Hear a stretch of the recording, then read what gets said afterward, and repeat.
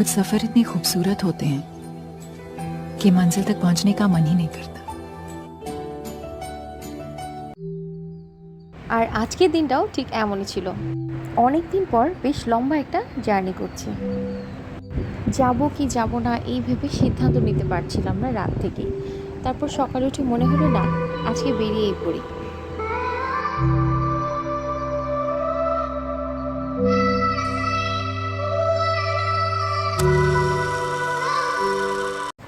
Elevated express দিয়ে যাওয়ার সময় মনে হলো শহরে অনেক পরিবর্তন এসেছে। আগে এতটুকু পথ পাড়ি দিতে 2 থেকে আড়াই ঘন্টার মতো সময় লাগতো, কিন্তু আজকে দেখলাম মাত্র 45 মিনিটেই আমরা গন্তব্যে পৌঁছে গিয়েছিলাম। ও আচ্ছা, বলাই তো হয়নি কোথায় যাচ্ছি। আজকে যাচ্ছি প্রমাদের বাসায়। প্রমা হচ্ছে আমার মামাতো বোন। লাস্ট গিয়েছিলাম সেটাও প্রায় 2 বছর হয়ে গেছে। 2 বছর পর আজকে আবার যাচ্ছি।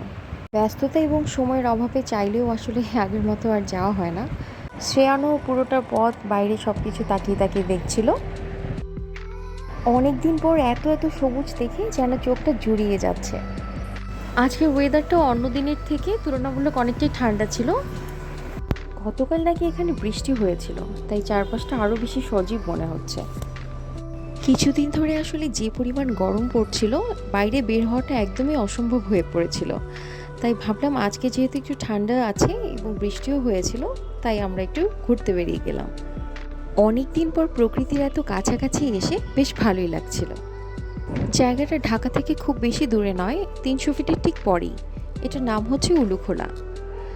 এই যে জিন্দা পার্ক এবং পদ্মশাপলা রিসোর্টটা আছে, সেখান থেকে খুব কাছেই এই জায়গাটি।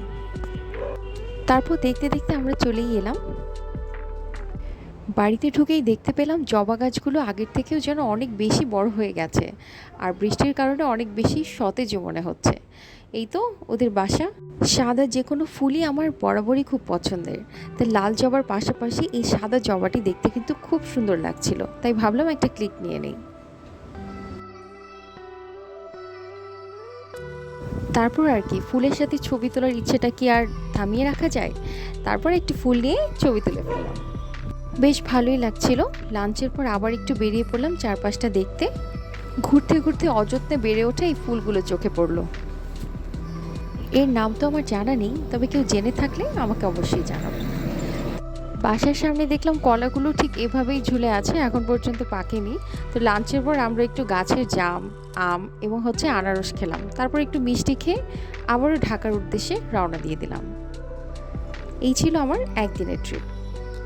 চাইলে আজকের দিনটা থেকে আসা যেত, কিন্তু আমি বুঝতে পারিনি ওয়েদার এতটা ঠান্ডা থাকবে, তাহলে অবশ্যই থাকার প্রিপারেশনটা নিয়ে যেতাম। তাই চলে আসার সময় কিছুটা আফসোস লাগছিল, সবার কথা মনে পড়ছিল। কি আর করার, যেখানেই যাই না কেন সেই তো নিজের বাসায় ফিরে আসতে হবে।